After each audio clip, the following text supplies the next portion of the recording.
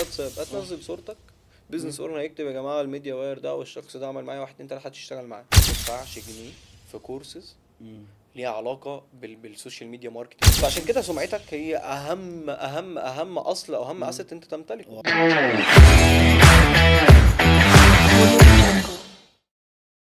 السلام عليكم ورحمة الله وبركاته، حبايب قلبي، عاملين ايه؟ يا رب تكونوا بخير. نكمل سلسلة حلقاتنا في بودكاست التجربة. والنهاردة معانا ضيف على المستوى الشخصي. انا يعني بحبه جدا جدا جدا، وهو اخ ليا بجد. على المستوى العملي فده من اشطر الناس اللي موجودة في السوق، وبجد دي شهاده اعتز بيها والله. حبيبي يا حبيب زياد. قلبي، تسلم احنا لي. النهارده معانا زياد.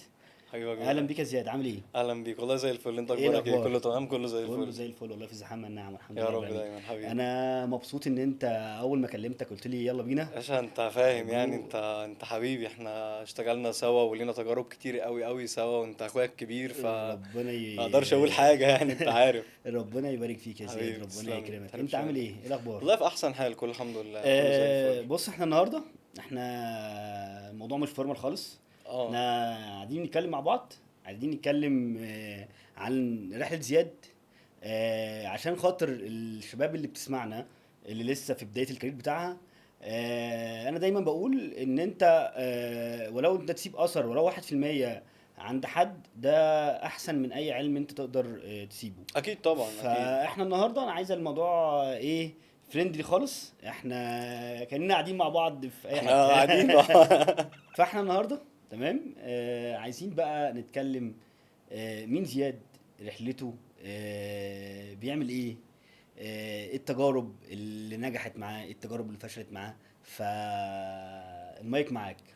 انا زياد، عندي 25 سنه، شغال في المجال يعني بقالي من 4 ل5 سنين. يعني انا بدأت في 2020 في الكورونا، بس بدأت طبعا اتعلم الاول، اقرا عن المجال. كان مم. عندي خبرات من زمان قوي بس حاجات بيزك قوي، مم. لان اشتغلت في حاجات كده ليها علاقه بالميديا باينج بس ما كانتش دايركت.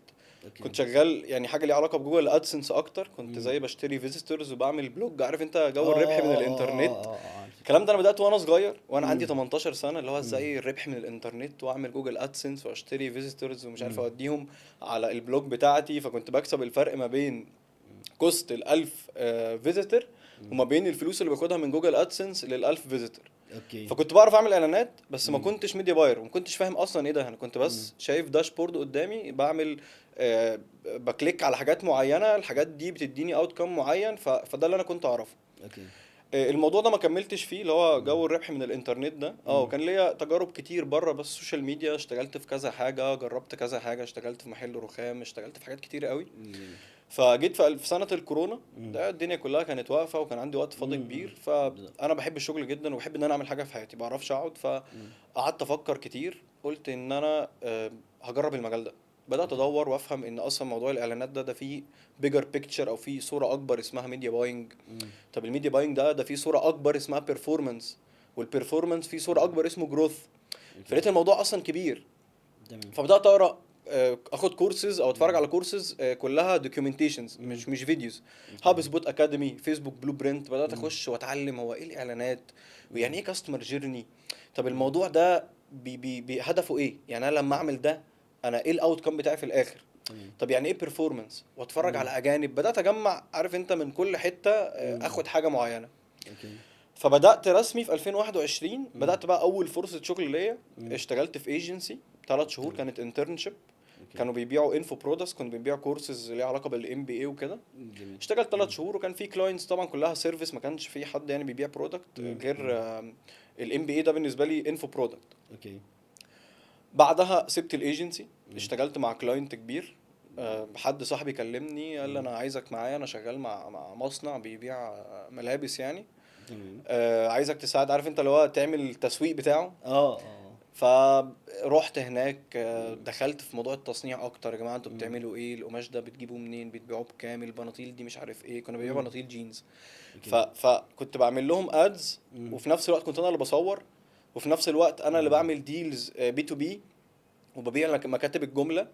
فخدت الموضوع بالعكس فاهم يعني انا بدات مع المكان ده اون جراوند كنت بنزل المكتب واتفرج على البروسيس ماشيه ازاي وفي نفس الوقت بعمل لهم ادز وبحاول اكبر المكان فخدت اكسبيرينس بسيطه في فكره التصنيع والفاشن جات لي فرصه بعدها اللي انا قابلتك فيها اشتغلنا سوا فيها كانت سنه اشتغلت في الايجنسي سوا الحمد لله اتعلمت فيها كتير قوي قوي قوي كانت اول مره اخش السوق الخليجي اشتغلت في اكتر من ماركت في الخليج فعلا. واشتغلت في السوق الاوروبي واشتغلت على انفو برودكتس واشتغلت مع ميجا براندز فالحمد لله الحمد لله الحمد لله اكتسبت خبرات كويسه الحمد لله جدا اتقابلنا في اه طبعا المكان يعني ده. دي بالنسبه لي ده يعني لا. ده اكبر حاجه حصلت لي ربنا في يخليك في يا الكارير زياد. بتاعي ان انا قابلتك ربنا يعني يخليك يا زياد والله. بجد فالحمد لله دي كانت تيرنينج بوينت في حياتي اتعلمت فيها كتير بصراحه اوكي. بعدها حسيت ان انا عندي اكسبيرينس يعني الى حد ما الحمد لله ان انا اقدر اشتغل فريلانس ان انا اقدر امسك براندز لوحدي فبدات من 2022 ان انا اركز في الفريلانس اكتر يعني دلوقتي بقى لي 3 سنين فريلانس اوكي. والحمد لله دلوقتي مش شغال فريلانس بس يعني انا شغال فريلانس كبرفورمانس ماركتنج ولكن انا بساعد البيزنس نفسه في الاوبريشن بساعده في الكاستمر سيرفيس بقول له يعمل ايه يعني بمنتور اي براند انا بشتغل معاه في البروسيس كلها انا عايز اقول لك ان انا في ناس بتكلم معاها في سعر القماش جامد. اه والله يعني جامد. انا الحمد لله انت ماسك نزلت لفيت الجيرني اصلا كلها. انا عايز اقول لك انا نزلت لفيت خدت اكسبيرينس في القماش علشان اعرف اتكلم مع اللوكال براند عشان اعرف اسعر له صح اعرف ابيع له صح عشان لو في كومبيتيتور بيبيع نفس البيس ابقى عارف مين اللي عنده يو اس بي اقوى مين اليونيك سيلينج بوينت بتاعته احسن عشان اوكي. بشوف ناس كتير قوي يجي يقول لك انا احسن كواليتي انت عارف اسهل حاجه اخش اكتب بيست كواليتي وبيست سيرفيس لكن هل انت بتبروفايد الكواليتي دي فخدت اكسبيرينس الحمد لله الحمد لله كويسه في الحته دي فبدات بقى اساعد اللوكال براندز وفي الرحله بتاعتي عملت بروجكتس كده سايد هاسلز الحمد لله يعني عملت كذا حاجه كده جانبيه وبنيت تيمز وكنت منتور لتيمز الحمد لله بفضل الله طبعا وكل ده احنا لسه ما عملناش حاجه في حياتنا فاهم انت يعني كل ده احنا لسه برضو بنتعلم اكيد. بس باختصارا يعني هو ده زياد جميل يا زياد. انا فاكر في يوم من الايام بعد ما احنا قعدنا سنه في الايجنسي انت كلمتني قلت لي جود انا مش هبقى موظف. وساعتها كنت انا لسه خاطب اه فقلت لك لا بص انا عليا مسؤوليات انا اللي انت بتعمله ده انا مش هقدر ان انا امشي فيه بس لا يعني جو وحتى حاولت ان انا اقنعك تكمل وتقعد دي حقيقة معانا علشان انا بحبك يعني دي عشان حقيقة انا عايز عارف عشان عايز زياد انت فاهم صح انا صح عايز اكلم زياد كل يوم عايز مظبوط اشوف زياد كل يوم ولكن انا حاسس يعني انا حاسس ان ده كان الفيصل في الجيرني بتاعت زياد اللي هو لا انا مش هبقى موظف بروح مكان من 10 ل5 واكمل حياتي كده. دي حقيقة فكلمني بقى عن وقتها انت ايه اللي جه في دماغك او ايه اللي انت كنت شايف اللي هو لا انا مش انا ليه يعني ليه اساسا انت في الوقت ده وفي السن ده قلت لا انا مش عايز ابقى موظف. بص ساعتها كان عندي حوالي 22 سنة وكنت في الجامعة وعايز اقول لك كمان ان انا السنة اللي اشتغلت فيها لما اشتغلنا سوا انا اصلا عملت فريز لسنة كاملة في الجامعة يعني اجلت السنة دي فانا خدت ريسك كبير قوي قوي في الجامعة ان انا اجل سنة انا كنت كمبيوتر ساينس وهي بتخلص في 4 سنين انا قررت ان انا اخليها في 5 سنين تمام. فانا الحمد لله بفضل يعني ربنا كان مديني زي ملكة كده ان انا ريسك تيكر بحب اخد ريسك كبير الحاجة التانية ان انا ببقى الحمد لله بفضل الله عندي رؤية لنفسي لمدة مثلا 5 سنين قدام انا عارف انا ممكن ابقى فين طبعا كل حاجة بفضل ربنا وبتوفيق ربنا ايه اللي خلاني اخد قرار ان انا مبقاش موظف او ان انا ما اشتغلش لعدد ساعات معينه عشان اول حاجه انا بحب الحريه جدا انا بعشق حاجه اسمها حريه ما بحبش ان انا يبقى ليا وقت انا بحس ان اللي بيشغلني عدد ساعات معينه ده بيحجمني يعني عايز اقول لك انا وانا فريلانس انا بشتغل اليوم كله بس انا بحب ان انا اشتغل اللي انا عايزه اشتغل عدد ساعات اللي انا عايزه اعمل اللي انا عايزه انا مفيش حاجه بتقول لي يعني دايما بتخنق لما الاقي ان في حاجه بتحجمني او حاجه بتكنترولني فده من ضمن القرارات وتاني حاجه ان انا شفت قدام عيني قصص كتير قوي قوي لموظفين او الناس اختارت الوظيفه على فكره الوظيفه مش وحشه الوظيفه مش وحشه خالص ولكن بتبقى على حسب الشخصيه او الكاركتر نفسه في ناس بتحب انها يبقى فيها يعني حياتها ستيبل اكتر او حياتها مستقره اكتر مش شايل هم بقى بيزنس ولا موظفين ولا تيم ولا حد عمل غلطه ولا مايكرو مانج حد ولا يعمل كل الكلام ده ما يبقاش عايز يشتغل عدد ساعات معين وفي ناس ناجحه جدا وما شاء الله بتقبض ارقام كبيره جدا كوظيفه بالظبط. في ناس ما بتعرفش تفت في الموديول ده او ناس السيستم ده ما بتقدرش انها تنتج فيه انا بقى من الناس دي انا من أوكي. الناس اللي تسيبني تنطلق. يعني عارف انت اللي هو ارميني في البحر من الاخر وانا هتعلم العوم، انا من الناس دي. جميل. فالحمد لله ان انا كان عندي رؤيه مم. من وانا في السن ده ان انا مم. اخد قرار زي ده، والحمد لله مم. من ساعتها انا شغال كله الحمد فري لله يعني. الحمد ما لله. مش شغال طب باي وظيفه. اسالك سؤال جاوبني عليه. انا امتى اقول الوظيفه هي السيف زون اللي انا قاعد فيها، او لا خلاص انا هروح افتح ماي براند، او اروح افتح ماي ايجنسي او ماي كومباني بتاعتي، امتى ده؟ بص هو فيها تفاصيل كتير، مم. بس هي بترجع للايف ستايل الشخص نفسه. مم. يعني ايه؟ يعني في ناس مثلا بيبقى عندها مم. التزامات في حياتها، او بيبقى عليها مثلا اقساط كتير، او عليها مم. مصاريف كتير، او ايا مم. كان. مم. هو اصلا ما عندوش رفاهية ان هو يغيب عن الشهر عن الشغل يوم واحد، ده اوكي. هيأثر معاه. بالظبط. فده فكرة ان هو يسيب الوظيفة هتبقى صعبة جدا، اللي مم. هو لوجد ان هو خلاص محطوط في حتة مم. عليه اقساط، عليه مصاريف، عليه. مم. فالموضوع هيبقى صعب قوي بالنسبة له. انا مم. برضو كنت في سن انا معليش حاجة. بالظبط. فبرضه هي دي نقطة مهمة قوي قوي. يعني مم. انا معلش، انا لو كنت فشلت في الفريلانس او فشلت في شغلي، مم. انا هقعد في البيت عند اهلي هاكل واشرب. في ناس ما عندهاش ده، مش عندها اوبشن، اوكي. فمش هتقدر تفكر في ده. مم. ولكن انا بقول لو انت في مم. وظيفة معينة وعايز تسيبها وتعمل بيزنس، مم. اضغط نفسك 6 شهور، من 6 شهور لسنة.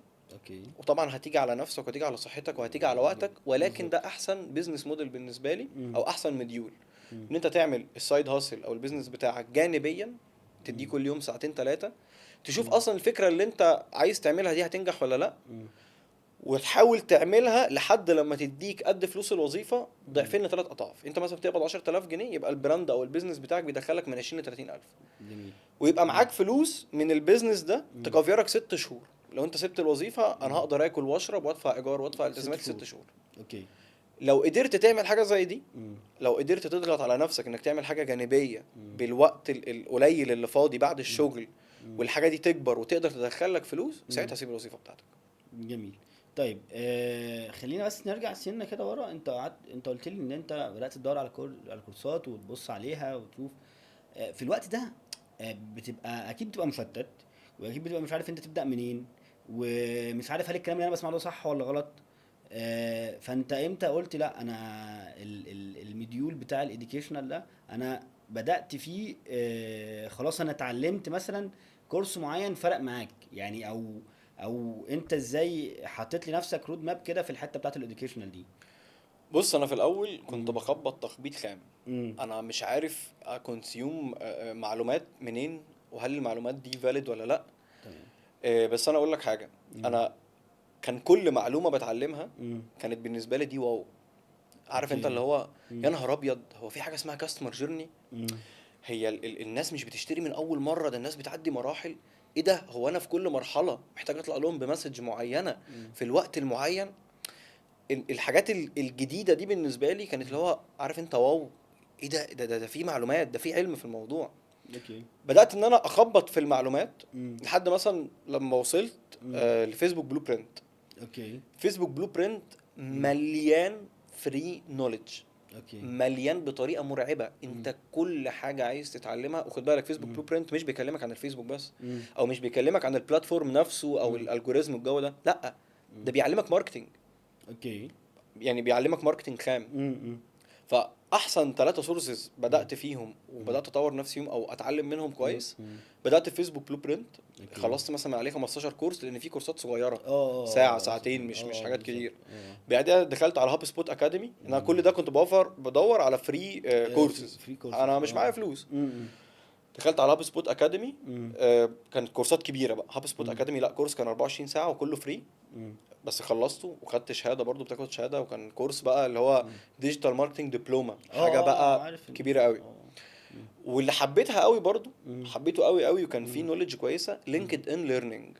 اوكي. الكورسز اللي تبع لينكد ان، بس دي كانت بسبسكريبشن عشان لازم ابقى لينكد عشان ان برو. تقريبا كنت اه. بدفع 500 جنيه في الشهر، حاجه زي كده، عشان تاخدوا الكورسز دي. اكسس ان انا اخد الكورس. مش عارف، بالظبط. اتفرجت على 10 كورسات. مم. كنت بقى بطبق الكلام ده ازاي، او بعرف اصلا الكلام ده صح ولا مم. لا. مم. الفتره دي كان معارفي مم. مسكني شغل تبعهم، بس كان شغل خفيف. يعني عمي مم. كان عنده محل رخام، قال لي يا زياد مم. امسك البيج بتاعتنا او الصفحه بتاعتنا مم. سوقها. جميل. واحد صاحبي كان عنده والده عنده معرض عربيات ايجار، يعني كان مكتب ايجار عربيات، وكان هو اللي ماسكه، كان هو اللي شغال فيه. اوكي. قال لي انا عايزك تسوق لي المكان. مم. واحد حلاق اعرفه في السوق عندنا مم. كلمني قال لك انا عايزك تعمل اعلانات. كنت انا يعني بقول لهم انا يا جماعه بعمل اعلانات وممكن اساعدك تكبر والكلام ده، كنت بسوق نفسي. فكنت باخد الكورسات من هنا، اجي اطبق المعلومات هنا. اشوف مثلا ان طريقه تصوير معينه تفرق، فاروح اجيب فيديو اديتور، اجيب سوري فيديو جرافر، وننزل نصور عربيات ايجار ونعمل اعلان كل جامد. كل ده كنت جامد. بعمله بنفسي. جامد. فكنت بتعلم من ناحيه وبطبق جزء من المعلومات. وطبعا النولج اصلا اللي انت بتاخدها من الاماكن دي او الحاجات اللي بالظبط، بتقراها مليون في بتفرق المية. معاك عموما في مليون في المايند سيت المية. بتاعتك وفي فكرك. مم. مم. بس فقعدت بقى اخد كل الكورسز الفري اللي قدامي، بصراحه ما سبتش وبتطبق حاجه. على البراند اللي هي على اللوكال براندز اللي هو محل مش اه. عارف مين حاجه زي كده، يعني بدات اطبق عليهم. مم. لحد بقى لما بدات اللي هو خلاص حاسس ان انا عندي اكسبيرينس اكتر، مم. وعرفت حاجه اسمها بقى بيرفورمانس ماركتنج، مم. وعرفت حاجه اسمها كونفرجن كامبينز، وان ان احنا بنشتغل على ويب سايت مش بنشتغل مسجز او اويرنس او كده يعني. بالظبط. بدات بقى ستيب باي مم. ستيب. انت مم. خد بالك كل ما معلوماتك، مم. يعني كل ما الانكم او كل ما الدخل بتاعك في المعلومات يزيد، مم. كل ما الاوتكم بتاعك كسكيلز مم. بتزيد، مم. مهاراتك نفسها بالظبط. بتزيد، مليون في المية صح. فالبوزيشن مم. بتاعك بيعلى. بالظبط. فبدات بقى ان انا نزلت انترن في ايجنسي. مم. الايجنسي التانية خد بالك اللي انا مم. اشتغلت معاك فيها، يعني مم. انا سبحان الله انا اصلا اشتغلت ازاي. انا كنت بسأل على كورس معين في جروب، ان مم. انا كنت بسأل على الكورس ده كويس ولا لا مم. اشتريه. مم. فحد دخل بعت لي قال مم. لي ان الكورس كويس اشتريه، انا خدته يعني واستفدت منه جدا. مم. فقلت له تمام، واشتريت الكورس ده وذاكرته. الشخص جميل. ده بعد شهرين مم. لقيته بيكلمني بيقول لي انا محتاجك معايا في الايجنسي، وهو بس. كان ليه الفضل بعد ربنا طبعا ان انا يعني اشتغل في الايجنسي. قال لي انت خدت مم. الكورس ده؟ قلت له اه. قال لي خلاص انا كده عارف ان انت تمام. فت او انت مم. كويس في الحته دي. بالظبط. بس وبدات بقى بعد الايجنسي مم. اشتغلت في ايجنسي تانية فريلانس، وبدات بقى اخد اكونتات مم. وسو اون. طيب زياد، خلينا نطلع من الحته دي ونروح حته ثانيه مهمه جدا. لو انا جوده، تمام، في ظل الظروف الحاليه، وفي ظل زي ما انت شايف انتشار الكونتنت وانتشار الاديوكيشنال كورسز اللي موجوده في مصر. هناك الاول ما كانش فيه حاجه عربي كتير، او ما فيش حاجه مصري لحد ككور. دلوقتي والله، بس اقول لك ف تنصحني بايه؟ يعني انا كجوده لسه بادئ في اول كاريري، مم. تنصحني بايه وانا لسه يا دوبك اشوف الكونتنت اللي على السوشيال ميديا، بشوف الناس اللي بتدي كورسز، بس انا حابب المجال، سواء بقى الاد، سواء الكونتنت كريتور، سواء الجرافيك. تنصحني بايه انا في بدايه الكارير بتاعي يعني؟ بص انا دايما يعني في شباب صغيرين كتير مم. بيبعتوا لي بيقولوا لي انت ليه مش مم. بتعمل كورس، او انا عايز اشتغل اخد كورس فلان، او انا مم. عايز ادفع في كورس علان، وهكذا. مم. دايما بقول جملة يا جماعة مم. لأي حد بيبدأ: مم. ما تدفعش جنيه في كورسز مم.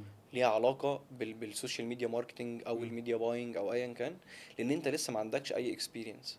اوكي. والفري نوليدج، مم. المعلومات اللي ببلاش مم. اللي على اليوتيوب واللي مم. موجودة على السوشيال ميديا مغرقة الدنيا. مم. مغرقة الدنيا. انت لو فتحت فيسبوك بلو برينت لو مم. قعدت 3 سنين مش هتخلص الكورسات اللي موجودة. اوكي. وفي حاجة تانية، مم. لما بقول لحد شاب صغير ما مم. يدفعش فلوس في كورسات، انا مم. ببقى عايزه يروح يدور بنفسه على المعلومة. اه. البني ادم لما بيدور على المعلومة مش مم. يروح ياخدها جاهزة في كورس. مم. هو ما بيحتكش بالمعلومة دي بس، مم. هو بيحتك بحاجات كتير ريليتد بالمعلومة. مم. فالسكيل سيت بتاعته بتزيد. بمعنى ايه؟ انت بالظبط. دلوقتي لسه بادئ، لقيت كورس اكس مم. منزل كورس ميديا باينج مم. بيعلمك ازاي تعمل ادز، فرحت مم. اشتريت الكورس ده بايا كان المبلغ وتعلمت مم. ازاي تعمل ادز. لو جميل. انت رحت دورت عن كورسز الميديا باينج مم. هتلاقي ان في توبكس ريليتد بالميديا باينج، ولكن مش دايركت ميديا باينج، مش بس ادز. تلاقي حد مم. مثلا بيعلمك الكاستمر جيرني، حد بيعلمك البرايسنج، مم. حد بيعلمك حاجات كتير ليها بالظبط. علاقه بالبيزنس نفسه. مم. نظرتك للحاجات دي او مم. قرايتك للتوبكس دي بجانب السكيل اللي انت عايز تتعلمها مم. هتخلي السكيل سيت بتاعتك اكبر بكتير، وعندك نوليدج اعلى بكتير من حد دخل على كورس معين. انا خلصت الكورس ده مم. واتفرجت على 4 ساعات 3 ساعات ايا كان مم. وبعرف اعمل اكس. فالتدوير مهم مش بس عشان تتعلم السكيل دي، عشان تتعلم جوانبها. بالظبط. خليني برضه يعني انا اسف ان انا اقطعك في الحته دي، ولكن انا دايما بقول للشباب ان انت الفاليو اللي هتعود عليك من اي كورس انت هتاخده هي 10%. صح، دي حقيقة. والباقي كله تطبيق بقى، وان انت 100%. تدور وتتعلم وتطبق. 100%. فانا دايما شايف ان اي كورس موجود، سواء بقى السوشيال ميديا، سواء اد، سواء كونتنت، انت دخلت كورس انت هتستفاد ب 10% بس، الباقي كله عليك. ما مش منطقي برضو ان حد مم. مثلا عنده اكسبيرينس 6 سنين او 10 مم. سنين او ايا كان الاكسبيرينس، مم. اكسبيرينس هو خدها في سنين، مم. مش منطقي ان انا اخدها في 10 ساعات. بالظبط. هو بينقل لي حاجات معينة هو مم. اتعلمها، مم. لكن في حاجات كتير قوي هو اكتسبها كعقلية او اكسبيرينس خدها من اماكن كتير، مم. مش هيعرف يوصلها لي في عدد الساعات ده. ف تمام. 100% انا معاك طبعا، هم مم. اخرك 10%. مم. التطبيق خد بالك ارض الواقع مختلف تماما عن مم. الكورسز اللي بناخدها. تمام. يعني انت شايف ان انا ابدا الاول بالكورسز الفري وبعد اه طبعا كده ابدا ان تدفعش انا. جنيه. انا عايز اقول مم. لك انت لحد، مم. يعني انت جونيور لحد ميد ليفل مم. والله العظيم مش لازم تدفع فلوس. لحد ميد ليفل. اه لحد ميد ليفل ازاي؟ قول لي. في كورسز كتير مم. ببلاش مم. توصلك انك تبقى ميد ليفل كويس. بس انا بطبق على الجنب التاني انت يعني. لازم تطبق، ما هو انت مش مم. هتكونسيوم بس، ما انت لازم مم. تطبق عشان السكيلز بتاعتك تزيد. اوكي. لكن مم. لو عايز بقى توصل بقى انك تبقى سينيور او مم. الاكسبيرينس بتاعتك تكبر بقى بشكل كبير، مم. ساعتها بقى استثمر في نفسك وخد مم. كورسز اجانب. في عندك مم. سي اكس ال، في ريفورج، طبعا. في اماكن كتير بتقدم مم. كورسز بس بجد مم. تستحق الفلوس اللي انت بتدفعها فيها. مم. بس زياد، خلينا. اكيد الرحله ما كانتش وردي، اكيد طبعا. وانا عارف يعني. انت بس عشت انا معايا انا فترات كتير قوي انا يعني. عايش حياتي كلها معاك وعارفها كويس. بس انا عايز، يعني احنا عايزين نوصل حاجه مهمه جدا، زي ما بدات معاك اول الحلقه، ان اللي بيسمعنا هو انا نفسي بس يكون يستفاد ولو 1%. ده بالنسبه لي طبعا طبعا بالدنيا كلها، انت طبعا. فاهم. فهي عمر الرحله ما كانت وردي، صح. وعمر الرحله ما كانت ماشيه بالشكل اللي احنا نتمناه يعني. 100% طبعا. بس انا عايز اروح بقى للحته اللي هي الفتره اللي زياد قال فيها، هو عارف انت ازمه منتصف العمر دي. امم فانا عايز اعرف انت دي عديت بيها ازاي، وازاي انت قلت لا طب خلاص قشطه، لا انا هكمل وهقوم وانا مفيش حاجه توقفني. بص انا يعني مريت اكيد بازمه. امم. يعني انا عايز اقول لك انا في فتره برضو، دي حاجه ما قلتهاش، انا اشتغلت مودريتور. امم. انا كنت شغال مودريتور في بيج كانت ليها علاقه، عارف انت افلام الحمايه والنانو سيراميك اه والكلام ده، اه كنت اه اه. ماسك بيج. امم. ده قبل بقى ما ابدا، يعني ده في 2020 قبل ما امم. ابدا ان انا اخد اكشنز او اخد خطوات في ان اتعلم الميديا باينج وكده. تمام. كنت داخل جمعيه ب 2000 جنيه في الشهر، امم. وكنت شغال في محل يعني، وسبت الشغل وكان عليا امم. الجمعيه دي. فانا كنت بتشقلب ان انا ادخل 2000 جنيه في الشهر. تمام. ف يعني مش عارف اعمل ايه، انا في امم. ازمه. بدات اسال وادور، وكلمت واحد صاحبي دلني على واحد صاحبه امم. قال لي هتشتغل معايا مودريتور هتاخد 1000 جنيه على البيج. اوكي. فاشتغلت على 2 بيجز. اوكي. كنت باخد شيفت من 12 بالليل ل 10 الصبح، جامد. اقعد سهران طول اليوم من عشان 12 ل 10. كنت برد بقى في التو بيجز، برد بقى اتعلمت امم. بقى يعني ايه اصلا نانو سيراميك وافلام الحمايه طبعا. والماتيريال اللي بيجوها من امريكا عشان يعملوا بيها النانو سيراميك ومش امم. عارف ايه وكل الكلام ده. امم. فكنت انا قعدت 6 شهور. انا يعني بنزل مره مثلا في الشهر ولا حاجه معيش فلوس، امم. تمام. حرفيا معيش فلوس. امم. ولكن لما مريت بالازمه دي امم. وقدرت ان انا ادفع الجمعيه، امم. يعني حسيت ان الازمه راحت من عليا شويه. امم. وكنت بقى خلاص انفولفد بقى في حته السوشيال ميديا، وان انا مودريتور وبقول امم. بيج والاعلانات والميديا باير بيعمل كامبين ويجيب رسائل وهكذا. امم. عارف انت لما في لمبه تنور عندك كده، اللي هو حسيت ان انت لازم تكمل، انت ما عندكش اوبشن اصلا. امم. فدي برضو من ضمن التيرنينج بوينتس بتاعتي، اللي بدأت بعديها انزل اقول للناس اللي اعرفهم اللي عنده محل تعالى امسك لك التسويق، انا اتعلم، انا مش امم. عارف ايه وهكذا. امم. فلا انا خدت 6 شهور كانوا يعني كانوا بالنسبه لي انا صعبين امم. جدا. وخدت قرار بعدها انا لازم اختار كارير معين اكمل فيه، لأن انا كنت مشتت وانا صغير من 16 اه. ل 18 سنه او من امم. 16 ل 20 حتى الاربع سنين دول. اوكي. يعني عارف انت كان نفسي اعمل حاجه في حياتي بس امم. انا مش عارف اعمل ايه. اشتغلت كل حاجه، امم. اشتغلت في مكتب عقارات 3 شهور، امم. اشتغلت في الرخام، ان عملت علب عصاير ازايز عصاير نزلت بعتها في السوق عندي، امم. اشتغلت في محل خضار، كان محل بتاع والدي، اشتغلت في حاجات كتير قوي. امم. بس جيت في نقطه كده قلت طب ما انا هفضل كل شويه اخد خبره في حته ملهاش علاقه بالتانية، طب ما انا كده عارف انت اللي هو انا رايح فين؟ انا رايح فين حرفيا. امم. فحصل لي الحمد لله، ربنا يعني عارف انت ربنا امم. اختبرني كذا اختبار، امم. وحصل لي كذا حاجة في حياتي كلهم وجهوني ان انا اخش بقى في الحتة دي. وخدت قرار، قلت انا كده كده حتى لو مش هعمل فلوس دلوقتي، حتى لو مش هشوف اي حاجه من المجال ده، انا هفضل اتعلم واكمل، وانا متاكد واثق في ربنا ان هو يوفقني ويحطني في حته كويسه. حلو قوي الحته بتاعت انا لو مش هاخد فلوس من المجال ده دلوقتي ولكن انا هكمل وادوس. بشوف في الفتره الحاليه ان الشباب كلها، او يعني مش الشباب كلها، مش عايز اجمع، بس ان اغلب الشباب اللي طالعه بتبقى شايفه ان هو لا، انا عايز $1000 في الشهر، عايز $500 في الشهر. فانت شايف ده ازاي؟ والله للاسف السوشيال مم. ميديا برضو يعني هي برضو حاجه توكسيك قوي. تمام. يعني انا ما بحبش السوشيال ميديا بصراحه، يعني انا بنزل من كونتنت مم. ويعني جايين احنا في الحته دي، يعني اي وربنا حاجه الحمد جايين لله لها، فاتح جايين لها لي كويس، جايين فاتح لها. لي باب رزق منها. مم. ولكن انا في العادي انا مش بحب السوشيال ميديا، مم. لان السوشيال ميديا للاسف فيها فئة كبيرة من الناس مم. بتوصل للشباب الصغيرة ان النجاح سهل، او مم. انك تعمل فلوس دي حاجة يعني 3 شهور بس، خد الكورس الفلاني، خد مم. المنتورشيب، خد ايا كان الحاجة اللي الشخص ده بيقدمها، تعالى مم. بس اشتريها وانت 3 شهور هتبقى كذا. في مم. بقى اللي بيتكلم في التداول، واللي بيتكلم في العملات حاجات كتير قوي قوي. مم. فالشباب الصغيره من كتر الكونتنت اللي هم بيكونسيوموها او ان هم بيتفرجوا عليها، مم. اللي هو عارف انت اللي هو جيت ريتش كويك سكيم، اللي هي خدعه الغنى السريع. تمام. فبقى كل الشباب عايزين، يعني انا بشوف ميديا باير مثلا لسه مخلص كورس وعنده مم. 3 شهور اكسبيرينس، بيقول لي انا مثلا عايز 30000 جنيه في الشهر، هي دي بقى الفكره بقى، يعني 15000 جنيه في احنا الشهر، بقى 20000 جنيه في مم. الشهر. مم. فاللي هو يا ابني يعني هو مم. انت ممكن تعمل فلوس من المجال ده، مم. بس مش من 3 شهور خبرة ولا سنتين، يعني انت برضو سنتين 3 علشان مم. تقدر تتكلم انك ليك بوزيشن وتقدر تبروفايد فاليو. مم. انت برضو الفلوس اللي بتعملها على فكرة مم. بيبقى جزء اساسي منها مم. الفاليو اللي انت بتقدمها، بالظبط. مش المجال اللي انت فيه. مم. يعني مش عشان انت دخلت وسميت نفسك ميديا باير، يعني مم. بشوف شباب كتير على التيك توك دلوقتي يسمي نفسه مم. اكس دوت ميديا باينج، واي زد دوت ميديا باينج، مم. وبيجي لي بقى كلاينتس يقولوا لي ده قال لي عايز 15000 جنيه مم. و10% من السيلز. بقول له 10% من الشيء. ده شريكك ده ولا ايه؟ اه اقسم بالله اه ايه, والله بجد إيه يا يعني. عم 10%؟ اه. ده ايه ده؟ مم. لا، وفي مره بقى جالي ميديا باير، جالي براند بيقول لي ان مم. هو كلم حد يعني من الشباب الصغيره اللي بيطلعوا على مم. السوشيال ميديا، مم. قال له انا باخد 15000 و5% من السيلز، وعلشان انت جالي من طرف حد انا هلغي 5% من السيلز، بس هاخد ال 15000. ده ايه ده انت لقطه. يعني ده اللي انت هو لقطه بجد.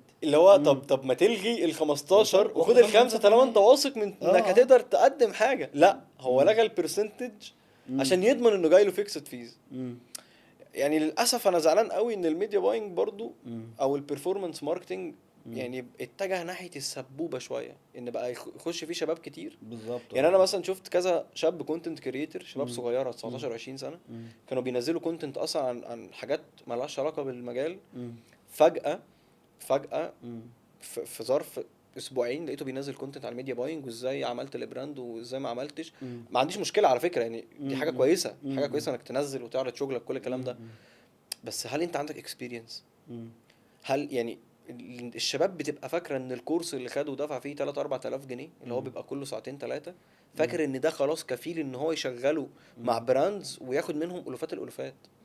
جميل. فكل ده طبعا بسبب مم. ان كله عايز يعمل فلوس، وكله نفسه يتغني بسرعه، واللي اه. عارف انت اللي هو انا نفسي اعمل فلوس كتير قوي مم. وعايز اعمل 100000 جنيه، وده اكس بيعمل 200000 من ميديا مم. باينج، ده واي بيعمل مم. 300000. لكن مم. اكس وواي ما حكالهوش القصه بتاعته، ما حكالهوش بالظبط. الاكسبيرينس اللي عنده. بالظبط. يعني انت بس شايف اللي هو لا، ما يعني اطلب رقم انا فعلا استحقه، منطقي، ما على حسب خبراتي وعلى حسب على الفاليو حسب انت بتقدم والاد ايه. فاليو اللي انا هضيفها بالظبط، الادد فاليو اللي هتقدمها للبراند ايه. بالظبط. بالظبط. طيب زياد، انا عايز بقى اروح بقى لحته مهمه جدا جدا في الكارير بتاعك، ان انت لا انا هركز ان انا اكون كونتنت كريتور وبقدم فيديوز، والفيديوز دي فيها نصايح، والفيديوز دي فيها كيس ستاديز. بدأت ازاي، جت ازاي، عملت ايه؟ انا احب اروح للحته دي عشان دي فيها كلام كتير قوي، عايزين نتكلم كتير قوي مع بعض، يعني عايزين نتكلم في الحته دي كتير قوي مع بعض. فقول لي بقى، قول لي انت. رحت اشتريت مايك مم. وقلت هصور بقى بالموبايل، مم. وجبت مكتب كده، كان عندي مكتب في البيت، رحت حطيته ورا مم. الحيطه، ورحت اشتريت من امازون مش عارف زي باك جراوند كده سودا، قمت مم. جايبها. قلت بس انا هبدأ اصور فيديوهات مم. واتكلم عن المجال ومش عارف ايه. مم. الكلام ده تقريبا كان في 2023 2022، يعني مش متذكر بالظبط. مم. المهم ما بدأتش. تمام. مش عارف ايه اللي حصل، بس ما بدأتش، يعني انا جبت مم. كل الكلام ده مم. واتركن حرفيا. تمام. سبحان الله في 2024 مم. سبحان الله كان واحد صاحبي بيكلمني، مم. واحد صاحبه كان عايز مم. يسألني على حاجة معينة في الشغل. مم. فصاحبه ده كونتنت كريتور، اوكي. بينزل كونتنت على السوشيال ميديا وكده. مم. فكلمني سألني على حاجة في الشغل، قلت مم. له بقول لك ايه، انا بفكر انزل كونتنت، مم. ايه رأيك في الموضوع؟ الموضوع في دماغي من زمان بس مم. انا يعني عايز اخد خطوة. مم. قال لي بقول لك ايه، يوم الاحد الجاي، كان تقريبا يوم الجمعة بيكلمني، مم. قال لي يوم الاحد الجاي هجيلك مم. اشوف المكان اللي انت قاعد فيه ونظبط استوديو ونصور. اوكي. فالمفروض جاي لي عشان يشوف المكان، مم. احنا مش جايين نصور. مم. لقيته جاي، جايب معاه كاميرا، جايب معاه الهيد، جايب معاه كل المعدات اللي نصور بيها. مم. فبقول له اللي هو ايه ده يعني انا مش جاهز. قال لي بس تعالى. تمام. حطيني قدام الامر الواقع، مم. قال لي اقعد اتكلم. قعدت. طبعا كنت متوتر في الاول، الموضوع مم. جديد بالنسبه لي، مش مم. عارف فكره ان الكاميرا في وشك دي حاجه مم. في الاول لازم تتعود عليها، هي مش سهله قوي في البدايه يعني. مم. بس مم. بدأت صورنا فيديوهات، نزلت لقيت ان في ريتش وفي ناس حابة الكونتنت انت وشيرز ما كنتش ولايكس متوقع اصلا نهائي. الامبريشن ده ولا ريتش انا ده؟ عايز اقول لك اه. انا كنت قايل ان انا هقعد سنة مم. علشان ابقى 10,000 فولور. سنة. سنة عشان سنة. 10,000. احنا كام دلوقتي؟ احنا دلوقتي طلعنا حوالي 95,000 على 100 الانستجرام 100,000 على و70 الانستجرام. على التيك توك، يعني كده امم. يعني توتال حوالي امم. 150 160 في الرينج ده. اللهم بارك، اللهم اه بارك. الحمد لله يعني، امم. ده ولا حاجة والله. امم. بس فلقيت نفسي اول شهر 10,000، قلت يا نهار ابيض، امم. التارجت بتاعي في سنة امم. عملته في في شهر، انا مش شهر. مصدق. اه اه. لقيت بقى ايه، امم. لقيت ناس كبيرة قوي بتكلمني، امم. ناس براندز، ميجا براندز يعني، امم. عايز اقول لك انترناشونال براندز بتكلمني، ناس عارف. ويل نون، ناس مشهورة جدا جدا امم. بتكلمني. امم. فقلت يعني يعني سبحان الله الواحد ده ما من اول كانش. شهر. اه من اول شهر، تمام. وانا 2000 فولور في براند كان عنده مليون عارف فولور عارف كلمني. عارف اه عارف يعني بدون البراند. ذكر اه اسماء. اه، بدون ذكر اسماء طبعا. اه. فبصراحة حبيت امم. الموضوع قوي طبعا. امم. قلت يعني الحمد لله ان انا ربنا جعلني سبب ان امم. انا اقدم معلومة ان شاء الله واحد بس يستفاد من كل الناس اللي بتتابعني. تمام. فبدأت اكمل في الموضوع، والموضوع امم. كنت يعني بمشي باستراتيجي. امم. ودي احسن حاجة انا شايفها لاي واحد في مجالنا عنده عنده شغل او مشغول. اوكي. كنا بنصور 30 فيديو في يوم. ده اه رقم. هو رقم انت كبير. عارف يعني ايه؟ يعني 30 فيديو، احنا بنتكلم افريج الفيديو دقيقة مثلا او دقيقتين، فانت بتتكلم ان انت حرفيا 4 ساعات 5 ساعات تصوير. حرفيا كنا ممكن نقعد 6 ساعات كمان. 6 ساعات تصوير. يعني عايز ده اقول هيدك، لك خلي بالك. من 6 ل7 ساعات، مم. ولكن بتصور ال 30 في يوم وتنزلهم على مدار الشهر، فانت مم. بتتعب يوم وباقي الشهر مرتاح. مم. مم. دي بصراحة الاستراتيجي دي مم. هي احسن استراتيجي خلتني كونسيستنت او مم. خلتني مستمر. مم. ليه؟ لان انا، انت عارف يعني في ناس كانت بتقول انا هصور كل يوم فيديو وكل مم. يوم فكرة ومش عارف ايه، مش هتعرف تعمل كده. مم. انك عندك شغل وعندك كلاينتس وعندك عندك حاجات كتير بالظبط، بتعملها. ودي حقيقة كمان يعني. فعشان تبقى مم. كونسيستنت احسن حاجة تصور 30 فيديو في مم. يوم وتنزلهم على مدار الشهر. طب انا هقول لك على حاجة، يعني برضو انا عارف انا ايه اللي حصل معايا يعني، بس انا عايز اخدك في الحتة دي شوية. انا كجودة ممكن اعمل فيديو كل 3 شهور وبس. ما انا ما عنديش حته الاستمراريه. انت منين بقى جات لك فكره لا انا هعمل استمراريه وهاد فاليو من الحاجات اللي هقولها؟ لان انا جاي لك في حته تانية. يعني مم. انت ازاي جات لك حته الاستمراريه اصلا يعني؟ هو انت، ما هي بقى الفكرة في ايه، امم. انك لما بتوكل الموضوع امم. لحد غيرك امم. بتبقى ملتزم اكتر. يعني بمعنى. انت لو قلت امم. انا كجودة انا عايز امم. انزل كونتنت، وانت امم. اللي هتصور وانت اللي هتعمل السيت اب وانت امم. اللي هتعمل كل حاجة، هتكسل ومش هتعمل. بالظبط. انا في حالتي ما كنتش انا بعمل ده. انا امم. صديقي امم. اللي هو اصلا دخلني الحتة دي، امم. قلت له طب ما تقدم الموضوع ده كخدمة كسيرفيس، امم. يعني تروح للناس وتصور وتروح ليا ولغيري وتصورهم امم. وتedit والكلام ده. عجبته الفكرة، امم. فبدأ ناخدها بقى كسيرفيس يعني. بقى بيجي لي كل شهر يوم في امم. الشهر امم. بالمعدات بكل حاجة، امم. نصور وهو يedit ويبعت لي وانزل. امم. فهو ألزمني ان انا ابقى كونسيستنت، يعني هو امم. خلاني ملتزم. لكن انا لو امم. بنفسي ما مستحيل كنت التزم. اه. فلما بتخرج الموضوع بره الكنترول بتاعك، بره ايدك انت عشان انت امم. مشغول، حد تاني هو اللي بس بيعملها. انا اقول لك برضه على حاجه تانية. انا وممكن برضه مريت بيها. ف اللي هو انا بروح اشتري مايك واجيب الباك جراوند واجيب الكاميرا وافضل مستني بقى، يعني انت فاهم يعني، افضل مستني ان انا اجمع الحاجات دي. انا مش هبدا غير لما يكون معايا مايك عالمي. بص اقول لك حاجه، امم. دي يعني حاجه تقريبا موجوده عند الناس كلها يعني يعني مش احنا بس، فكره البرفكشنزم او الكماليه. بالظبط. انك عشان تبدا محتاج تجيب مايك مش عارف ايه باحسن نوع، وتجيب كاميرا مش عارف ايه، وكل الكلام ده. عايز اقول لك ان ده ما يفرقش في حاجه اصلا. انت لو فتحت الموبايل وتصورت وقلت فاليو، الفيديو بتاعك هيتشاف وهتلاقي ناس بتشوفك.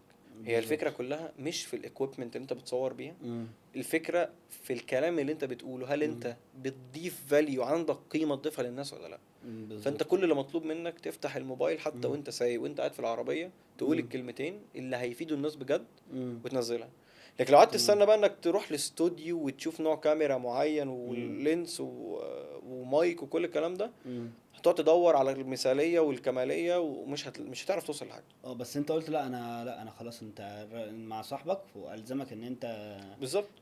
تنزل تصور يوم معين ب 30 فيديو، فانت بتمنتجه، فانت بتنزل فيديو كل يوم. كل يوم بالظبط. بالظبط. نيجي بقى الحته وانا دي حابب ان انا اتكلم معاك فيها اكتر وبالتفاصيل اكتر. تمام.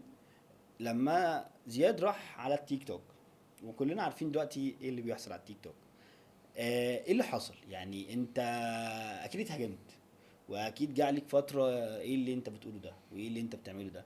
فعايز اسمع منك ده، وعايز برضو الناس تسمع ده، وعايز الناس تكون اوير باللي حصل مع زياد، او زياد نفسه. انت لما اتحطيت في السيتويشن ده كان ايه رد فعلك، او ايه اللي انت عملته، او ايه اللي حصل يعني، او إيه اللي حصل في الجيرني دي نفسها؟ بص، التيك توك من البلاتفورمز اللي واخده سمعه وحشه، بسبب احنا عارفين طبعا ايه اللي بيحصل بتقول عليها. عليهم دلوقتي يعني. بس والله يعني اللي بيزعلني بجد ان في ناس بتقدم فاليو على التيك توك وعلى كل البلاتفورمز. الناس دي مش بتتشاف، واي حد للاسف بيقدم يعني لا شيء، ما بيقدمش حاجه، هو اللي بيتشاف وهو اللي الناس بتتابعه. فدي حاجه برضو يعني بتضايق، اللي هو اتجاه الناس للاسف بقى للحاجات اللي فيها سفه اكتر، مش الحاجات اللي تفيد اكتر. تمام. انا لما بدات انزل على التيك توك، طبعا انت عارف يعني التيك توك مرعب في موضوع الكومنتس ده، ولكن انا عندي استراتيجي كده، انا ما ببصش على الكومنتس. اوكي. يعني ما ببصش على الكومنتس وما بمسحش. اوقات ممكن امسح كومنت فين وفين، ولكن في العادي انا ما بركزش خالص. ناس كتير اتكلموا عادي، خدوا فيديوهاتي وقالوا انت بتقول ايه وانت بتعمل ايه وانت بتسوي ايه. عادي، تفهمت ده جدا، ما اتضايقتش، لان كل واحد فينا ليه تجربه مختلفه في الحياه، وكل واحد عنده اكسبيرينس مختلفه، والباك جراوند بتاعتنا مختلفه. فطبيعي جدا ان انا مش كل الناس هتتفق معايا. في ناس شايفاني بهبد، في ناس شايفاني لو انت بتقول ايه كان غيرك اشطر، عارف كل الكلام ده. بتتعامل مع ده ازاي بقى؟ ما هو خلي بالك انا يعني انا شخصيتي، انا كبودة ما براحتك، احنا قاعدين انا ده هو زي الفل. قاعدين. انا كجودة من الشخصيات اللي انا شايف نفسي كده بصراحه. يعني انا يعني ممكن لو حد انتقدني او حاجه انا ممكن ازعل واتضايق وبتاع. بص طب اقول لك بتقول ايه يا حاجه، عم؟ إيه انا معاك في هو اه. الموضوع بيضايق يعني. لا انا في ناس قبل كده قالت لي كلام مش حلو يعني بصراحه في. بس انا ببقى شايف ايه، انا يعني الحمد لله عندي رساله كده في حياتي، ان انا عايز اثر في حياه اكبر عدد من الناس قبل ما اموت. يعني ده ده يبقى. خلي بالك يعني، ده الكونسبت بتاع التجربه. انا دايما بقول انا عارف، ما للزبائن عشان كده التجربه انا اثر طبعا من قبر يعني الرحيل يعني. بالظبط. م- فانا ببقى شايف ان انا مثلا نزلت فيديو جاب 1000 فيو، م- في 999 بيشتموني، وفي واحد استفاد وقال لي يا عم الله يبارك لك انت في التاني. تمام. انا هفضل مكمل علشان م- الواحد، م- وال999 ولا لكني شايفهم. م- لان انا ببص للحته ان انا في حد استفاد، في م- شخص واحد استفاد من اللي انا بقوله. م- فانا ربنا يعني هيديني ثواب على حاجه زي دي، ان انا م- ساعدت حد، او ان انا قدمت معلومه فرقت في حياه حد. م- وطبيعي جدا جدا جدا انك تلاقي هيترز، او تلاقي ناس مش عاجبها اللي انت بتقوله، تلاقي ناس بتقول عليك كلام، تلاقي ناس بتشتم. بيبقى عندهم حق مثلا خد بالك ده موجود اوقات. في كل حاجه في الحياه، فاهم؟ فلو اه. ركزت عليه مش م- هتكمل. انا شايف كده. تمام. وطالما في الاول والاخر انت بتعملش حاجه غلط، انت م- واحد بتطلع بتفيد الناس، بتقول مم. معلومات. مم. طب فاهم هل قصدي؟ هل هل الكلام ده يعني بيدل ان هو انت قلت لي لا ما بشوفش الكلام ده وما بيأثرش عليا، بس اوقات ممكن بيجي لك يعني. اكيد لو جرى بعت لك فيديو ايه يا زياد انت كان قصدك ايه باللي انت بتقوله ده، فانت اكيد هتسمع لجودة بس مش هتسمع للكومنت. انت فاهم انا عايز اقول لك ايه؟ فاهم قصدي. هل كان في ده؟ كان في وقت من الاوقات انت قلت لا انا لازم أنا اغير طريقه عرض الكونتنت، او لازم أنا اخلي الكونتنت بشكل مختلف يفيد اكتر او يفت اكتر مع مع اكيد اليوزر. اكيد ده يعني الواحد مم. يعني خد بالك فكره انك تطور من نفسك مم. دي موجوده عندنا كلنا. لا عادي، مم. اوقات كتير ببص على الكونتنت بتاعتي مم. بقى مش راضي على اللي انا نزلته مم. خالص. مم. بحس اللي هو يعني عارف كده لما تفتكر نفسك مثلا من مم. سنه مم. وتقول ياه هو ايه القرارات اللي انا خدتها دي، بالظبط اللي هو بالظبط. انا كنت ازاي ساذج كده. ده عادي جات لي كتير، كنت ببص على الفيديوهات اللي بنزلها اقول ايه الهبل ده، وايه اللي انا نزلته ده، ازاي اقول حاجه زي دي، ازاي اتكلم حاجة، انت فاهم قصدي. فاهمك فاهمك فلا لا فاهمك عادي فاهمك. بتحصل لي كتير قوي، مم. ويعني كل اللي في دماغي ان انا اطور. طب خلاص بالظبط. انا غلطت هنا، لا انا مم. هحسن المره الجايه. مم. إيه، انا قلت هنا مثلا معلومه مش كامله او الناس مم. فهمتها بطريقه غلط، لا انا مم. ممكن اقولها بطريقه احسن، اوصل مم. المعلومه بشكل احسن. مم. فلا بتحصل كتير ان انا مبقاش راضي على اللي انا بعمله او اللي انا بنزله مم. بعد فتره. طبعا انت في ساعتها ما انا بتبقى فاهم فاهم مش شايف مم. ده، مم. لكن مم. بعد لما بتنزل بتشوف ده. مم. بس ده انا بشوف دي بروسيس طبيعيه لاي حد انه عايز يطور من ما شغله ويطور من بتزعلش دنيته. لما بيتقال كله بتاع الشباب كلها بتاعت التيك توك اللي بتقدم اي حاجه؟ بص اقول لك حاجه، مم. انا مش شاب تيك توك برضو. يعني عايز اقول لك مم. انا بنزل على التيك توك مم. وبنزل على الانستجرام، مم. لكن انا اكتر ابلكيشن بستخدمه هو مم. فيسبوك. اوكي. ليه اكتر ابلكيشن بستخدمه فيسبوك؟ مم. لان فيسبوك بيبقى عليه بوست، مم. يعني بوستات مكتوبة. مم. ففي ناس كتير بتنزل حاجات بتعلم منها او بستفاد منها، عشان كده مم. انا بحب استخدم فيسبوك. مم. بشوف ناس كتير قوي قوي بتيجي تتكلم تقول لك شباب التيك توك مم. والميديا بايرز بتوع التيك توك ومش عارف ايه، وانا اه شفت حد بيقول هي وحد دي بقى. بيعيد. مم. آه، انا مش بزعل من مم. حاجة زي دي خالص. مش بزعل، اللي هو ما بيفرقش معايا اصلا ان مم. هو بيتكلم عن الناس كلها. يعني مش فارق معايا حتى لو انا من ضمن الناس اللي بيتكلم مم. عليها، مش مم. فارق معايا. يكفيني بقول لك ان انا ممكن مم. افيد حد او حد مم. يستفاد من المعلومه قلتها. بالظبط. مم. اللي انا بزعل منه شويه ايه، مم. ان انا بشوف ناس في المجال بتاعنا، مم. ناس يعني بتبوزيشن نفسها او حاطه نفسها ان هم من الماركت ليدرز، ان هم من اشطر ناس في البرفورمانس ماركتنج، من مم. الناس اللي بجد اثرت، وفعلا الناس دي اثرت في الماركت واثرت في مم. حاجات. بستغرب ان الناس دي بدل ما يوعوا مم. بينتقدوا. بمعنى ايه يعني يعني؟ بدل ما مثلا مم. يوعي الناس او ينزل فيديوهات او مم. يكتب بوستات او يقول معلومات، يا جماعة مم. انا شفت فيديوهات بتتكلم عن واحد اتنين تلاتة، يا جماعة لا ده مش احسن حاجة، او مم. الفريم ورك ده مثلا غلط، مم. الكلام ده مش احسن حاجة، لا ده في احسن يعني في ورك اراوند احسن، مم. فيفيد الناس. مم. بدل ما يقول معلومة او يصحح معلومات بتتقال مم. او يدل الناس على الصح، مم.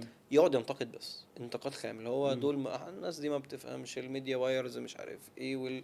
وشفت كذا. انا معاك، بس بصراحة يعني اللي بيحصل على التيك توك الفترة الأخيرة ده انا شايفه ان هو لا يتماشى مع الواقع 1%، حتى واحد من 10. يعني يا راجل انت، انا شايف فيديو من كام يوم في شاب منزله، والله ما فاكر يعني، مش فاكر اسمه، مش فاكر مش فاكر دي قصدي، مش بتكبر عليه، لكن انا بجد مش فاكر، انا ايوه اول مره فاهم اشوفه قصدك يعني. فاهم قصدك. فبيقول لك لا انت ميديا باير، فانت تقدر ان انت تشتغل مع كلاينت فتاخد منه 50,000 جنيه في الشهر، فلو اشتغلت مع اتنين فتاخد فاللي هو ايه ده يا اسطى، انا معايا في ايه يا اسطى؟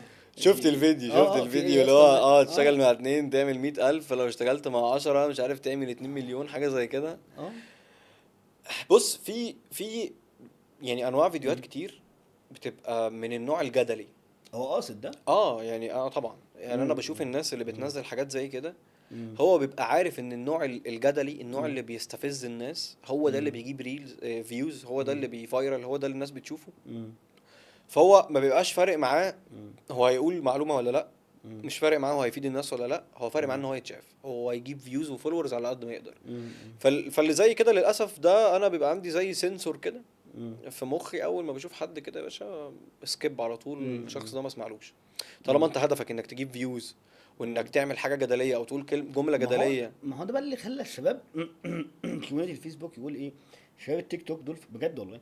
يعني انا دايما لسه سمعتها من كام يوم، بيقول لك شباب التيك توك دول بحس ان هم في عالم تاني دي لوحدهم. حقيقة. يعني بيدوا معلومات وحاجات كده، انت فاهم اللي هو ايه يا جماعه، لا احنا لما تيجي تنزل على ارض الواقع ما فيش الكلام ده. فهو قاصد يعمل ده علشان خاطر يتشاف. يعني. ما هو انا قصدي، ما انا بقول لك انا مم. يعني انا مع الرأي ده، مم. او انا فعلا بشوف ان ده غلط. يعني ما مم. ينفعش تنزل فيديو زي ده، او ما ينفعش مم. تتكلم بحاجة جدلية او تمسليد، اللي هو مم. تقول والله ده انا انت ممكن تعمل 2 مليون جنيه من الميديا باينج.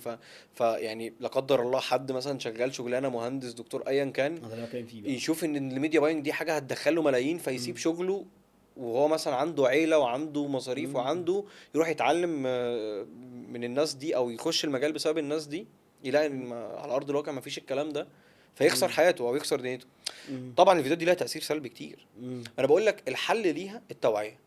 يعني ايه؟ يعني تنزل فيديو او الناس تتكلم تقول يا جماعه المجال ده مش سبوبه، دي مش حاجه تقدر تتعلمها في 3 شهور وتعمل منها ملايين. ده دي جوب تايتل، يعني دي شغلانه ليها مسمى وظيفي، ليها سكيل سيت محتاج تتعلمها، ليها مهارات معينه محتاج تتعلمها. الموضوع مش موضوع تكتكه زراير، مش فكره مش نكس نكس بابلش. ودي معاناه يعني بشوفها والله في الميديا بايرز الصغيرين. هو فاكر ان الميديا باينج ده اعمل كامبين، اللي هو لا يا حبيبي ده انت البيزنس اونر ممكن يعمل كامبين احسن منك دلوقتي. هو مين اصلا دلوقتي بقى يتميز في موضوع الكامبين؟ انت فاهم قصدي؟ CBO فخلاص الموضوع ما بقاش الحاجات دي بصراحه يعني انا الحاجات دي بصراحه بتضحكني شويه لما اشوف مم. حد بيتكلم عليها، اللي هو انت بتقول ايه يا ابني؟ لا الفكره مش في الطول والله. انت فاهم اللي هو خلاص ما بقاش في حاجه سر دلوقتي، ما بقاش في حاجه مستخبيه. ما بقاش في مثلا استراكشر للاد اكونت معين هو ده اللي في ميديا بايرز عارفينه ومخبيينه والناس بتحاول تعمله. مفيش حاجه اسمها كده. استراكشر دلوقتي بقى سيمبل. يعني هم 3 كامبينز وخلصت. انت الاد اكونت اعمل من 3 ل 4 كامبينز، اتعشت على كده. تيست في كامبين، سكيل في كامبين، اعمل كامبين تانية كاتالوج. يعني ليها كده استراكشر معين انت ممكن تطبقه في كل الاكونتات وتشتغل معاك. جميل. مش محتاجه اختراع. يعني خلينا نقول انها ما بقتش نكست. يعني الموضوع ما بقاش نكست وما بقاش داشبورد بس يعني. خالص. طيب. يعني انا شايف برضو، يعني انا بجد والله بجد، يعني انا الفتره الاخيره بقيت بسمع وبشوف محتوى على التيك توك وعلى الانستجرام كمان. انا اسف، انا ببقى انا لو سافرت الغردقه هيكون اغلى من البلاد اللي بتسافر دي. انت فاهم قصدي ايه؟ ف فبحس ان الشباب دي فيك بجد والله. بحس ان هو فيك. بص يعني عايز اقول لك اي حد بيطلع يكلمك ويعني يحاول يبيع لك او يجراب الاتنشن بتاعتك، ياخد اهتمامك بالعربيه اللي هو راكبها او المكان اللي هو سافره او اعرف ان ده ما عندوش فايده او ما عندوش حاجه يقدمها لك. واعرف ان ده من الاخر كده انت البرودكت او انت الحاجه. انت السلعه. بيقول لك لو بيقول لك مفيش حاجه مجانيه، مفيش حاجه ببلاش. بيقول لك لو بتتفرج على حاجه والحاجه دي ببلاش انك تشوفها، اعرف ان انت في الاخر السلعه، انت المستهدف. فانا اي حد من النوع ده، اي حد بيطلع يتكلم عشان يبيع ان هو مثلا راكب كذا او بشوف انا شباب في التداول مش عارف يروح يأجر عربيه في دبي ويقول لك انا التداول في اسبوعين خلاني كذا. بدات اشوفهم بقى في الفيلد بتاع البرفورمانس للاسف والله بجد. يعني انا بدات اشوفهم، يعني انا مش فاهم يعني اللي هو طب انا كده مش بشتري من، يعني انا ببص برضو من وجهه نظري الشباب الصغيره هي بيبقى عندها ايه؟ انا عايز اركب BM الناس احدث كلها موديل طبعا كله وعايز اركب. بيحلم وكله بس انا مش يعني، انت ليه بتبيع لي الصوره؟ طب ما تبيع لي الفاليو. ما هو دي بقى الفكره. هو ليه مم. بيبيع لك الصوره؟ مم. هو بيستغل حلم الشباب الصغيره مم. انها نفسها تركب عربيه، مم. نفسها تسافر، نفسها تعمل فلوس. مم. فانا لما اطلع لك ان انا راكب عربيه اكس وبسافر كذا وبعمل كذا، لما اجي ابيع لك كورس في الاخر واقول لك والله الكورس ده اللي هيخليك تعمل زيي. فانا بعت لك الكورس ده بهدف ان انت لما تاخده تروح تعمل فلوس او تسافر زيي وتركب عربيه زيي. فللاسف ده بيبوظ الماركت. الناس بتروح تاخد كورس ما فيهوش خليني نوليدج. اخدها انا يمكن هو ده بصراحه الجانب اللي انا ببص عليه من، او المنظور اللي ببص عليه من، انت عارف ده كويس. ببص عليه من جانب ديني اكتر. صح. هو كل جنيه بيدخل له هو حرام. يعني انا ما اقدرش اجزم بالحرمانيه، ما اقدرش، ولكن هو فيها شبهه. يعني انا ما اقدرش اجزم بالحرمانيه، ولكن هي انا معاك هي فيها شبهه. طب اقول لك على حاجه، لان هي فيها تضليل بصراحه. هي فيها تضليل. هقول لك لا هي ما فيهاش شبهه لكن هي حرام. هقول لك ليه. انا كلاينت وانت زياد، تمام؟ انت راجل برفورمانس ماركتير، فانا كلمتك زياد مساء الخير، انا بسمع عنك سماع خير وشفت الكونتنت بتاعك على السوشيال ميديا، وحابب انا عندي ماي لوكال براند، وحابب ان احنا يكون في بينا كوبريشن بيننا وبين بعض. فوالله انا بصرف ادز مثلا مليون جنيه في الشهر، فانت هتعمل معايا ايه؟ ادي اللاست كوارتر نتائجي وكل حاجه، وانا جاي على سمعتك على السوشيال ميديا بلاتفورم واللي انت بايعه لي، انت فاهم قصدي ايه؟ فانت قلت لي ايه، والله يا جود انا هاخد منك كام؟ هاخد منك اكس.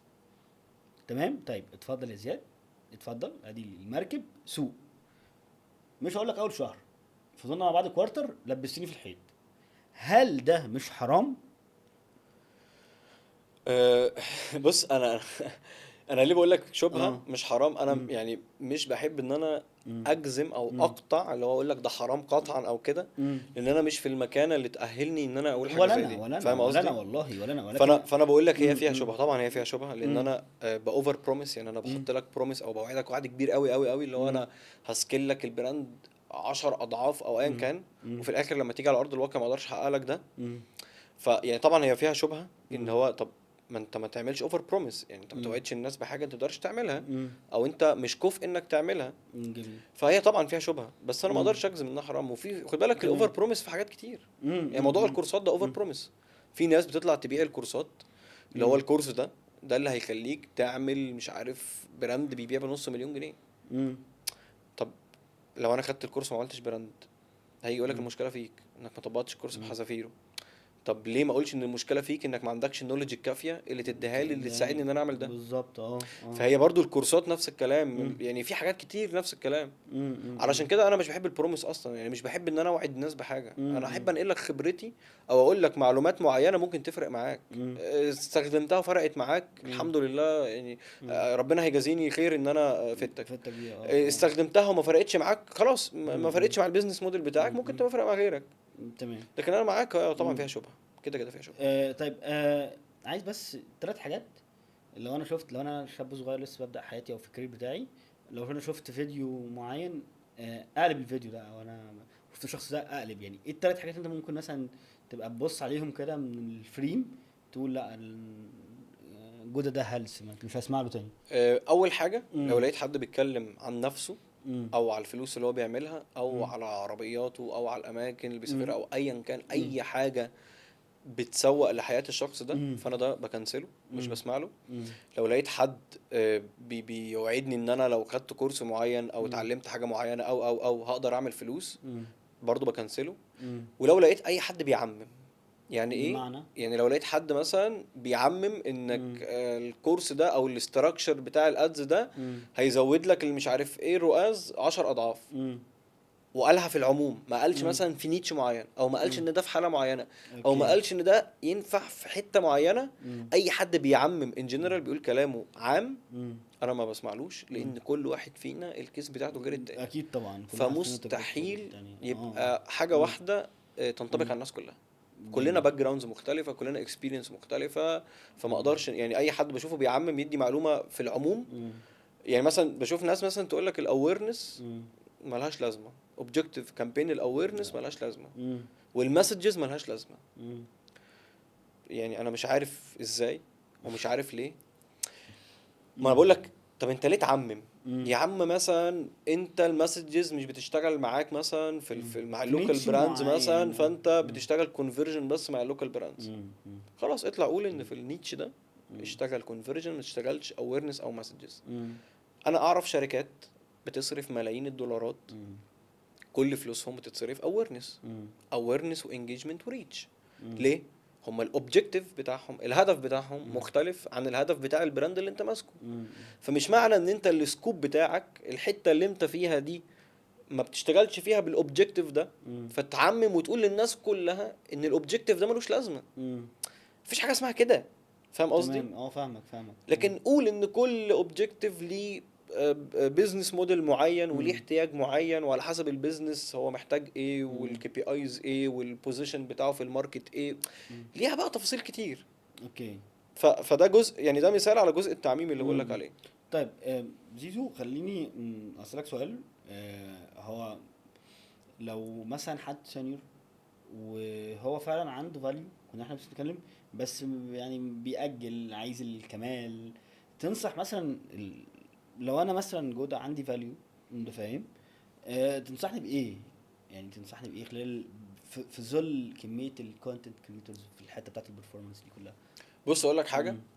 هو في كونتنت كريترز كتير، مم. ولكن انا برضو شايف ان احنا لسه مم. عندنا لاك في الناس اللي بتقدم فاليو، يعني عندنا نقص كبير في الناس اللي بتقدم فاليو. مم. وشايف ان احنا على عددنا، على عدد مم. السكان بتوعنا وعلى عدد الموبايل يوزرز بتوعنا في البلاتفورمز، مم. لا احنا محتاجين لسه كونتنت كريتورز كتير. مم. فانا شايف لو انت حد عندك حاجه تقدمها، مم. افتح موبايلك واتكلم. وانا بقول لك 1000% لو انت بتقدم فاليو، لو انت بتقدم قيمه، انت لو ماسك موبايل قديم الكاميرا فيه مش احسن حاجه، الفيديو بتاعك هيتشاف وهتلاقي الناس بتشوفك. مم. لان اكتر حاجه بتنجح اي فيديو دلوقتي القيمه اللي انت بتقدمها للناس، مم. مش جوده التصوير، مش البي رولز، مش اي حاجه من الحاجات دي. مم. لما تبدا تنزل بالموبايل وتلاقي الناس بتسمعك وتلاقي ان القيمه اللي انت بتقدمها في ناس بتستقبلها، ساعتها بقى ابدا طور واحده واحده من الدخل او الانكم اللي هيجيلك من الكونتنت. ابدا طور واحده واحده واصرف على نفسك. طيب انا عندي بس اضافه اقولها للحته دي. انا شايف برضو زي ما يعني زي ما هوجة كان ميديا بايرز اللي دخلت المجال وخرجت تاني بسرعه، برضو هيكون برضو شايف ان هوجة الكونتنت كريتورز الكتار دول، انا شايف ان برضو الموضوع هتلاقي اللي ما بيقدمش فاليو خلاص هو اتركن على الجنب وبقى بيعمل اي حاجه تانية. انا شايف ده. بص، هو مم. اي حاجه في العالم مم. بيبقى ليها ترند، وفي الاخر اللي بيصفصف مم. الناس اللي بتقدم قيمه حقيقيه. مم. يعني هتلاقي مثلا فتره كان في هوجه في اللوكال براندز، اه فجاه انا لقيت ان عدد، يعني بجد يعني بحسبه كده عدد عملتها، عارف انت. البيزنس لا اونر لا، بحسبه كده عملتها في مم. دماغي. مم. تقريبا في سنه عدد البراندز مم. اتضاعف 5 اضعاف. يعني لو كان في 1000 لوكال براند، السنه اللي بعدها بقى في 5000. 5000 انا عايز اقول لك ان الخمس او ال4000 اللي زادوا، مم. هتلاقي اللي كمل منهم مثلا 200. مم. ليه؟ الموضوع مش سهل. هو الانسان بيبقى شايف، او الشخص اللي هو عايز يعمل براند او عايز يتعلم او ايا مم. كان، بيبقى شايف الموضوع بسيط وحلو وفيه فلوس وبتاع. مم. لما يتحط جوه ويشوف ان في اوبريشن، وفي مم. يشوف حاجه اسمها سكسس ريت، والناس ما بتستلمش والعملاء بيردوش، مم. وفي مصاريف اعلانات وهتجيب تيم، بتلاقي بقى بتخش بقى في موضوع كبير. مم. مش كل الناس بتعرف تكمل، مش كل الناس بالظبط. عندها العقليه اللي تخليها تستمر. مم. نفس الكلام في الكونتنت. مم. هتلاقي شباب دلوقتي طالعه بتتكلم عن الميديا باينج، وبتتكلم مم. مش عارف عن مم. انا وجهة نظري ان واحده واحده السوق هيتفلتر، مم. وهتلاقي ناس كتير بدأت تقع او بدأت مم. يعني.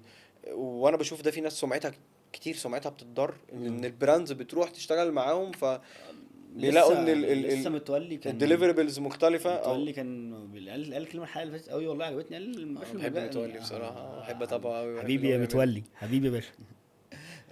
قال كلمه حلوه قوي. قال يا باشا احنا المجال اوضه وصاله، صح. فالكلاينت اللي طلع من عندك هيجي يتكلم عليك معايا يا وهيقول باشا اقول لك كذا. حاجه جميله، اقول لك مم. حاجه مم. لذيذه. مم. في جروبس مم. للبيزنس اونرز، مم. اللي عارف انت البازارات. اه في اه اه بازارات كتير مشهوره اه في مصر. مم. البازارات دي بتعمل جروبس مم. للبيزنس اونر، بيبقى مم. مثلا جروب فيه مثلا 400 بيزنس اونر، 500. مم. مم. انت بس لو انت جليت مع كلاينت او عملت معاه لقطه وحشه او ايا كان، خ... هتنزل على الجروب على الواتساب، اه هتنزل صورتك، مم. بيزنس اونر هيكتب يا جماعه الميديا واير ده والشخص ده عمل معايا 1 2 3، محدش يشتغل معاه. خلاص خلاص كده.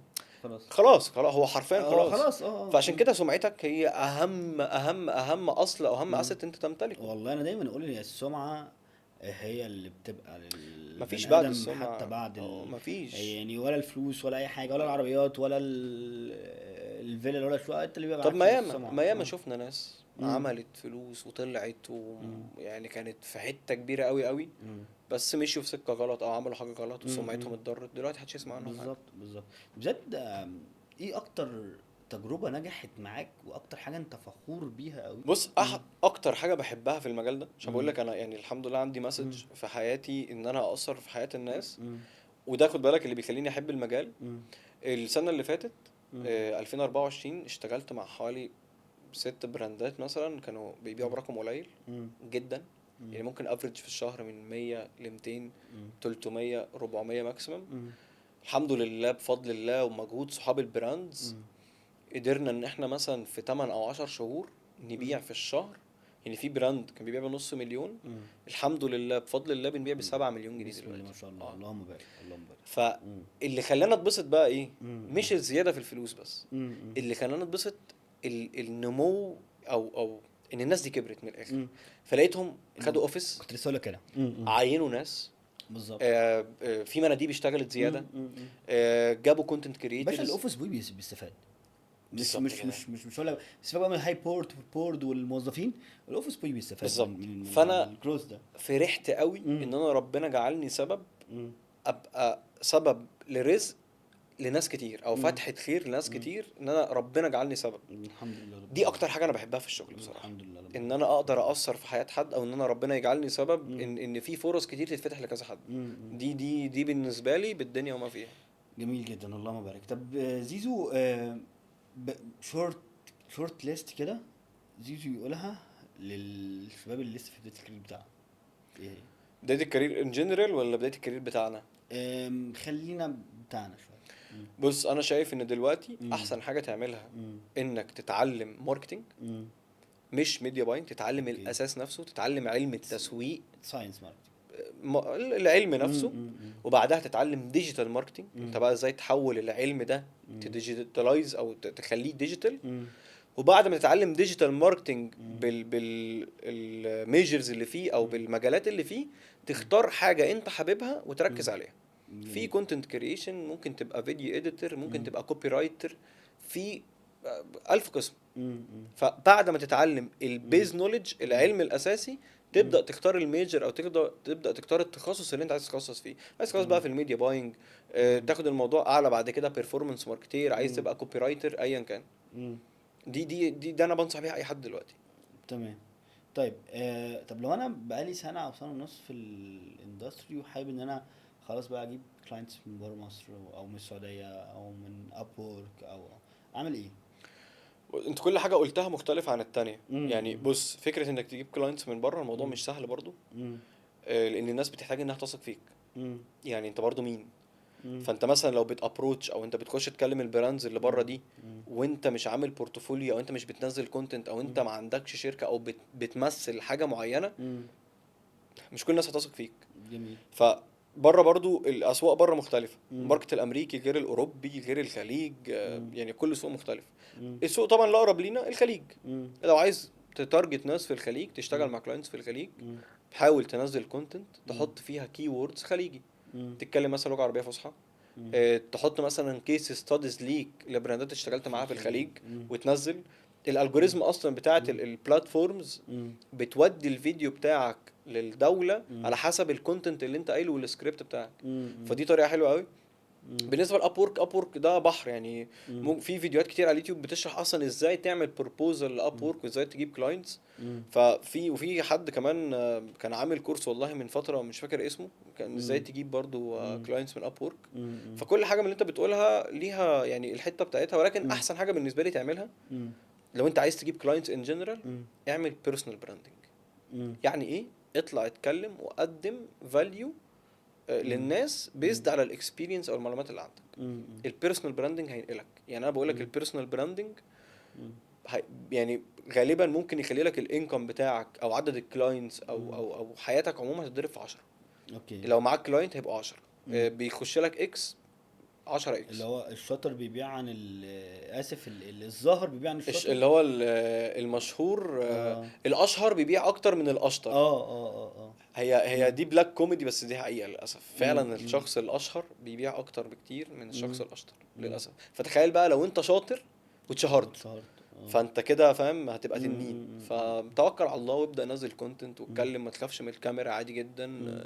اديت على كاب كات عادي بالموبايل وابدأ بس. تمام. زياد، انا عايز اقول لك انا عايز الحلقه دي تبقى 3 4 ساعات. والله أنا يعني بجد حاسس إن والله. أنا بقى لي 10 دقايق مثلا وإحنا والله بقالنا نفس القصه ساعة. نفس القصه. لما جيت نحلم بقول خلاص احنا وقت هنخلص. الحلقه خلص يعني. فانا مبسوط جدا جدا جدا بجد والله. والله أنا ان أكتر انت يعني. نورتني وشرفتني وقدرنا نقدم ان شاء الله باذن الله حاجه اتمنى الشباب باذن الله ان انا يعني حتى تستفاد في الساعه دي بيها. اقول كلمه تفرق بس في حياه حد او تفرق مع حد. ده هدفنا، وانا مبسوط بيك جدا يا زياد. انا مبسوط اكتر باللي بتعمله على المستوى الشخصي والمستوى العملي. حبيبي. ونتقابل ان شاء الله باذن الله في حلقات جايه ان شاء الله باذن يعني الله. باذن الله انا واثق ان احنا الحلقه دي كده كده الحلقه دي هتسمع وناس كتير هتستفاد، يا رب. ومتاكد ان احنا باذن الله لينا حلقات إن جايه شاء الله نتكلم بقى عن بإذن حاجات، يعني انت عارف احنا ما بيننا اه قصص خبرات وقصص ممكن قصص. نتكلم فيها من هنا لسنه قدام. قصص فباذن الله قصص. تبقى دي بدايه، إن وباذن شاء الله الله يبقى في بإذن بينا يعني حلقات كتير ونفيد ناس اكتر يعني انا إن شاء الله. اتمنى باذن الله ان في ناس تستفاد، عشان هو ده الهدف يعني إن من اللي احنا شاء الله بنعمله. بإذن وانا الله. مبسوط إن قوي شاء قوي ان الله انا بإذن الله. كنت وانا معاك. اكتر والله يا زياد. حبيبي يا جود، انت حبيبي يا حبيبي. زيزو، ربنا يخليك. ودي نهاية حلقتنا، واتمنى تكونوا استفدتوا ولو بواحد في المية من تجربة زياد، واستنونا ان شاء الله بإذن الله في جميع حلقاتنا اللي جاية. شكرا ليكم، شكرا لزياد. حبيبي يا جود، نتقابل في تسلم. فرصة وحلقات تانية ان شاء الله بإذن الله. حبيبي شكرا. حبيبي. السلام عليكم. سلام.